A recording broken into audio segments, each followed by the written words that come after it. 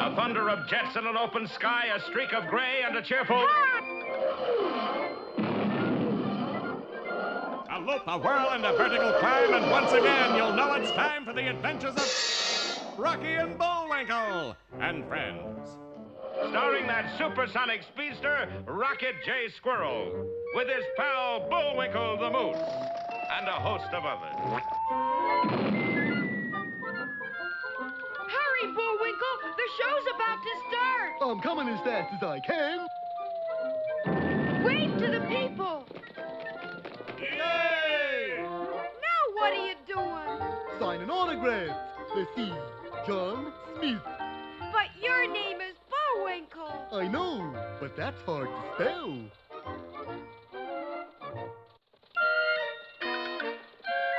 We're gonna have a lot of fun. Come on and join us. Sure, there's always room for one more.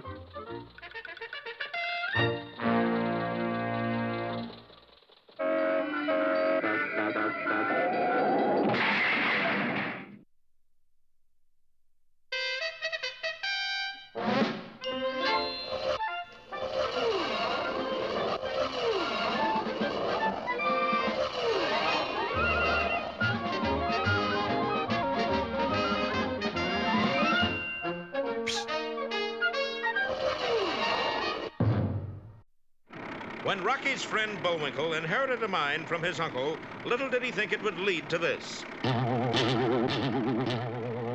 But then again, neither did anybody else. Boris, darling, what a wonderful stunt. What do you talk, Natasha? I didn't did it. But if not you, then who? Exactly what Rocky was wondering as he shouted, Can you see who the pilot is, Bullwinkle? Yeah, he's just a run-of-the-mill mysterious stranger. it was true. A masked figure was at that moment frantically twisting the controls. Up, sail around, stabilize the elevator, rig for diving, dinghy, prepare to ditch. Boy, that is a confused mysterious stranger. That voice is awful familiar. Of course, that was me.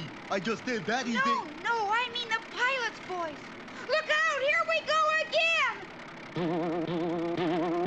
Oh, I'll never get out of here, Rock. Well, look, if we can't get out, let's try to get inside. Yeah. Bullwinkle struggled and strained, but to no avail. Then suddenly, both of our boys shot into the plane with no trouble at all. Hey, that was pretty easy after all. Yeah, but how come we're lying on the ceiling? Well, that's how come. Look down at the ground. Golly, Rock, it's gone. Yeah, but now look up. The sky, it's full of worlds. Don't you get it, Bullwinkle? We're flying upside down. Well, then they better get the picture turned around. Ooh, that's more like it. Not very much, Bullwinkle. We're falling. Hey, Mr. Pilot, we're gonna crash. You know something? I had a hunch we would. That voice, where have I... At that moment, a gust of wind lifted the pilot's mask. Bullwinkle, it's Captain Peter Peachfuzz. The world's worst sailor? You wasn't supposed to guess. Grab the wheel, Rock. It's our only chance. And the plucky squirrel struggled to right the capsized helicopter, but the force of gravity pulled it lower and lower as it flew over sagebrush and cactus.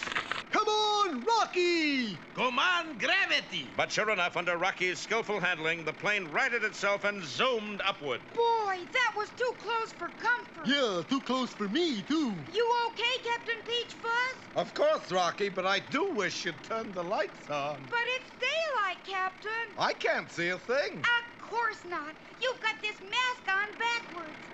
Boy, they don't call him Wrong Way Peachfuzz for nothing. You mean they gonna pay? What in the world are you doing in that outfit, Captain? Can't you tell?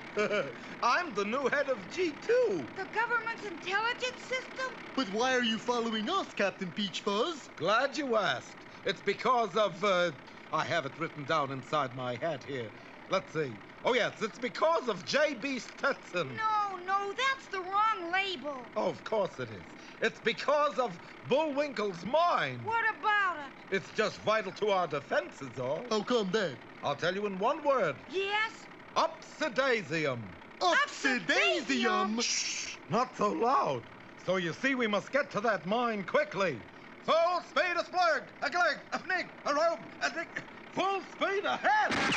But true to his nature, Captain Peachfuzz reached for the wrong lever, and when he pulled it, the helicopter's rotating blades flew off into space, and the stricken craft plunged earthward. Well, it looks as if Rocky and Bullwinkle have a real wrong-way problem on their hands. Be with us next time for a peek at the peak, or Your Climb is My Climb.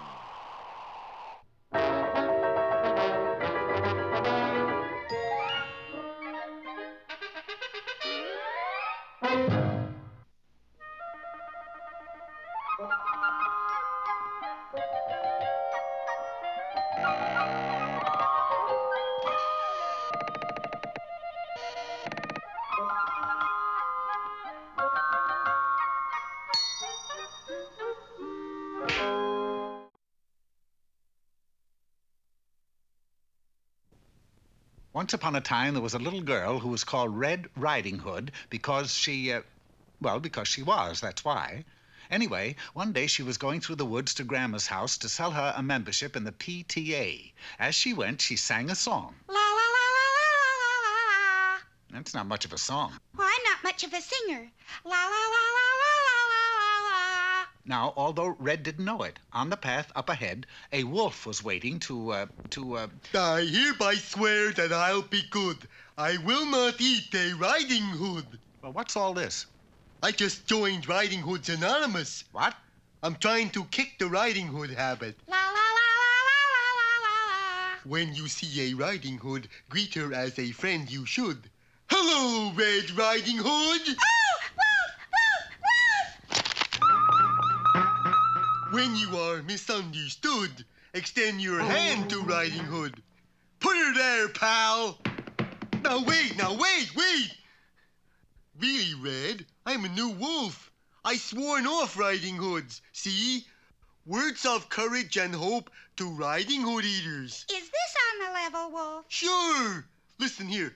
Stick with your promise not to eat. Fight that urge for a Riding Hood treat. If you're really my friend, you'll buy a PTA membership. I'll take a dozen. I'll even deliver your basket for you. Where's it go? To Grandma's. It's a basket full of goodies. I'm sorry about that. That was my special wolf basket. Here's another one.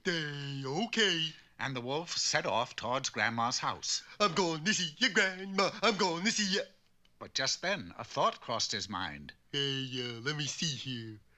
Just as I thought, though Riding Hoods you may not munch, there's nothing wrong with a grandma lunch. Yeah. I'm going to eat the grandma. I'm going to eat the grandma. But when Grandma heard the wolf coming... Hey, you know what, Grandma? I'm going to eat you right after I give you this basket of goodies. Young man, you dropped your basket. Well, isn't this interesting? You ready for lunch now, Grandma? Oh, but you've made a mistake. I'm not a grandma. I'm a Riding Hood. That's a grandma. If you're a Riding Hood, where were your PTA ticket? Riding Hoods don't sell PTA tickets. They sell DAR tickets. DAR? Yes, Daughters of American Riding Hoods. They do? How many? I'll take a dozen. Good. Now to get that doggone grandma in the woods. Fine. Here's a nice basket of goodies for her. I'm going to eat the grandma. I'm going to eat the grandma. Hey, Grandma, you told me a fib. I did. Yeah, you want a Riding Hood? I just saw a real Riding Hood, and she sent you this basket of goodies. Look, Wolf, right here in your own book, see? That's a grandma. Grandmas, you can tell afar. They belong to DAR. Oh, darn her. And the wolf sped back to Grandma's house. Let's see now. When the grandmas claim their Riding Hoods, be a photographer in the woods. Yes? Good morning, madam. If you are a Riding Hood, you can have your picture taken with a real Shetland pony. Free! Sorry, I'm a grandma. I knew it.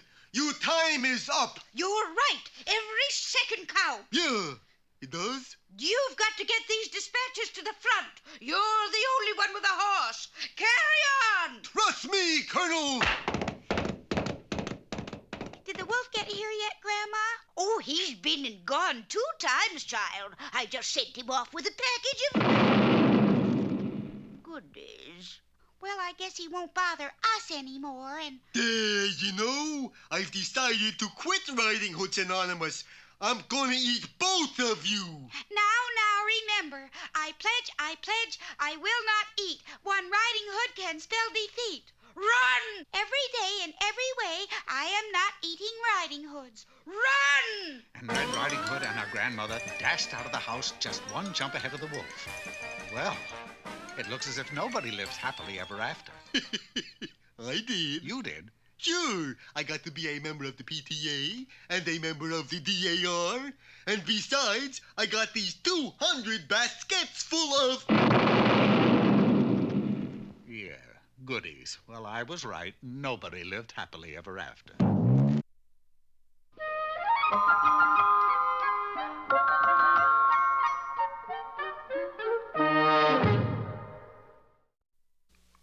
For those of you who lack horse sense, here is Mr. Know-It-All. Hello, racing fans. Today's topic is entitled, How to Do Stunts in the Movies Without Having the Usher Throw You Out.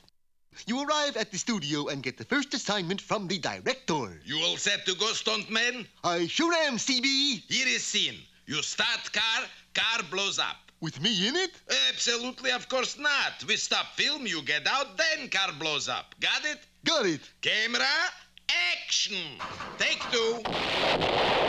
War pictures offer a great challenge to the stuntman, especially if you're chicken. Comes now big bombing scene. Dummy is in foxhole. Bombs fall all around. You rush into foxhole, get dummy. Got it, PW. Camera, action. Right out onto no man's land you run. Bombs busting to the right and to the left. Somehow you make it. Leap into the foxhole, fight off the foxes, and emerge with the dummy, which is a bomb, and you are the dummy. Before the day is through, you find yourself on a 5,000-foot high cliff. In this scene, you jump off cliff into net. Comforted by the thought of the safety net below, you launch yourself earthward. The net is there, all right, but no one is holding it. And so in conclusion, to be a stuntman, one must always be careful to avoid painful injury. Thank you, Mr. Know-It-All. You're welcome. And now... Hey, Rocky, watch me pull a rabbit out of my hat. Again? Nothing up my sleeve. Presto! Ooh, don't know my own strength. Now here's something we hope you'll really like.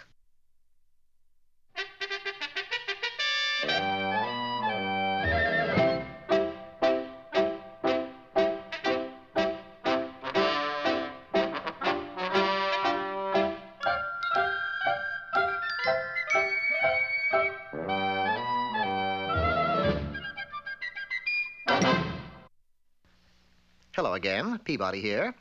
Standing over by the Wayback Machine is my pet boy, Sherman. Where are we going today, Mr. Peabody? To the island of Juan Fernandez, 400 miles off the coast of Chile. The year? 1686. A fateful year in the life of the loneliest man in history. Robinson Crusoe. The ever-reliable Wayback transported Sherman and me to the tiny island, a mere pinpoint in the vast Pacific.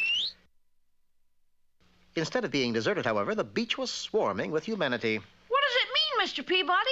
Obviously, Sherman, the island has become a first-class attraction for tourists. Welcome, friends, to Juan Fernandez State Beach. Like to purchase a one-room cabana on the edge of the water? Are we to understand you're selling real estate here? That's right. Here, take a look at the brochure. Balloons, Mr. Peabody. Look at them. I glanced skyward just as they floated over. Pay no attention to them. That's just another one of Robinson Crusoe's bombardments. He don't appreciate what we're doing to the island, so he attacks us every afternoon at 3. With balloons? Yeah, he ran out of cannonballs last week. Balloons is better than nothing. We decided to forego any land investments and look for Robinson Crusoe. We found him on the other side of the island, gearing for an all-out assault. Blow up a few more of those red balloons Friday. They look more capable than the others. Mr. Crusoe, we came to see if we couldn't be of some assistance. Fine. Grab some balloons and start blowing.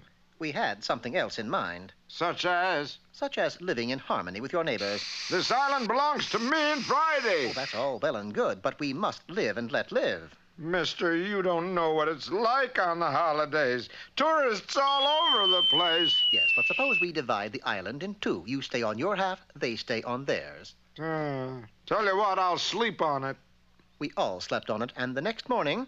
Well, boys, what do you think of Desert Island Estates? Gosh, Mr. Peabody, while we were sleeping, they built homes. How about a nice 20-bedroom colonial? You a vet? Never mind that. I was under the impression all of the land development would take place on the other side of the island. Oh, no. We're building everywhere. Wait till Mr. Crusoe hears about this. Crusoe? Shucks, he just left. He knows all about it. Quick, Sherman, we must catch him. Ain't no use, Mr. Peabody. What's been done has been done. Yes, but what's been done? That beach full of tourists. Me and Friday stuck coconuts under the sand. Coconuts filled with gunpowder. Soon as the sun warms up... You can't do it, Mr. Crusoe. Somebody's liable to get hurt. Oh, never thought of that. Tell us where you buried them. We'll dig them up. Sure. Let me see. The sun rose higher in the sky as Robinson Crusoe tried to collect his thoughts. It's getting awfully warm, Mr. Peabody. I wish we could say the same for Crusoe. Oh, well, we'll just have to dig the entire beach up. The four of us? That would take all day. That's absolutely correct, folks. The lucky coconut is buried somewhere on this strip of sand. The person who digs it up will not only get to keep the sand he's dug up, but the hole as well. All right, start digging. 15 minutes later, Robinson Crusoe's homemade bombs were all cast into the sea. Ooh, in the nick of time, Mr. Peabody. Yes, but there's still the problem of splitting the island. Of course. Tell me, do you have an almanac handy? Always carry one. Good. Turn to page 324 and look up the date July 15th. Yes, here it is. Today is a big day for Geminis. There will be a moderate earthquake in the morning. Just as I thought. All right, Robinson, kindly adjourn to your half of the island. There's going to be an earthquake, Mr. Peabody? A minor one, Sherman, and one that will settle everything. At precisely 10:31 a.m., an earth tremor shook the island of Juan Fernandez. And its reaction? It split the island in two. Well, there he goes. Yes, he'll have all the privacy he wants now. Oh, my gosh, Mr. Peabody, look! And there, gazing despondently at his disappearing master, sat Friday. Friday's been left behind. A bad stroke of fortune, Sherman, but I'm afraid it had to be. But why? Well, you see, prior to this one, Robinson Crusoe had 12 other Man Fridays. But why should this one be so unlucky? Friday the 13th is always unlucky.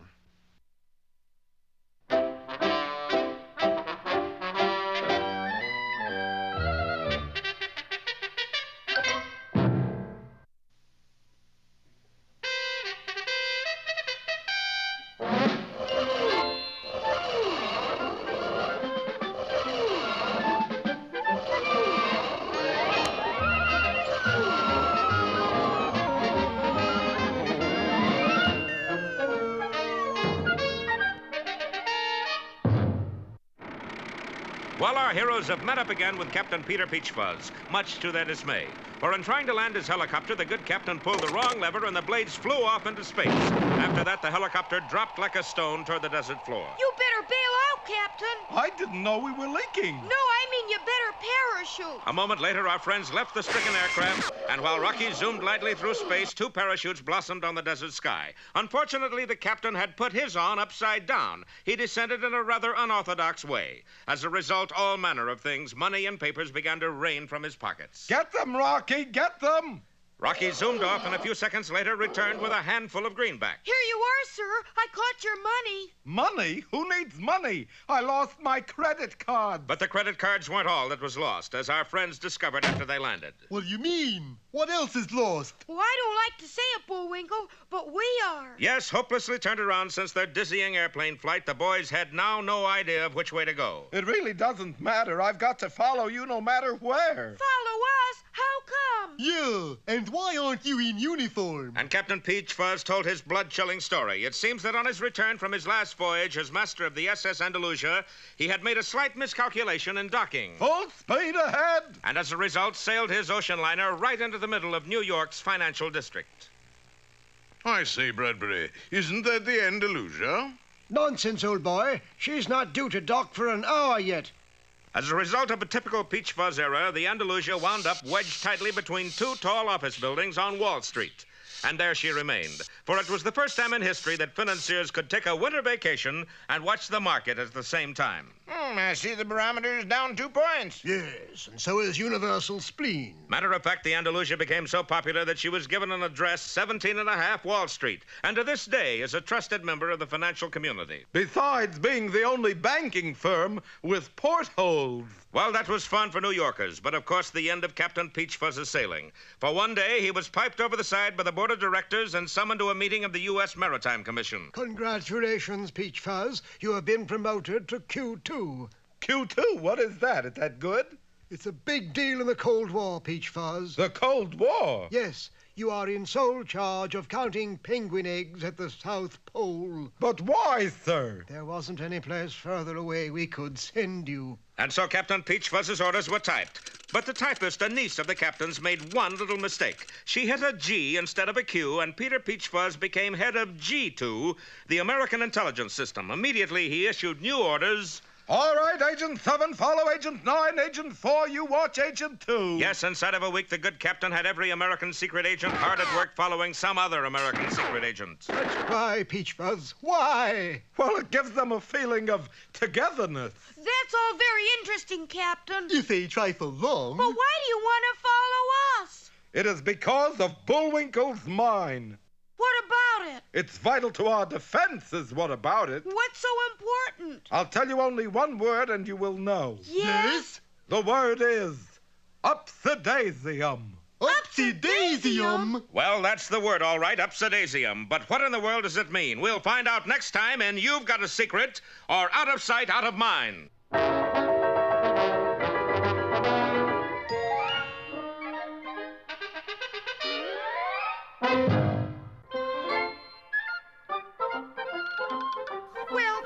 As if our time is just about run out. Mine must be a little slow. You got the credits, Bullwinkle? All on this itty-bitty card. Oop!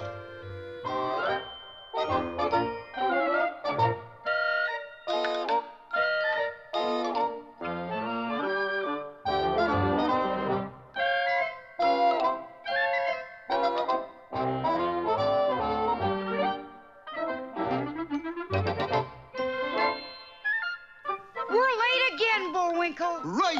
Bye now. See you next time.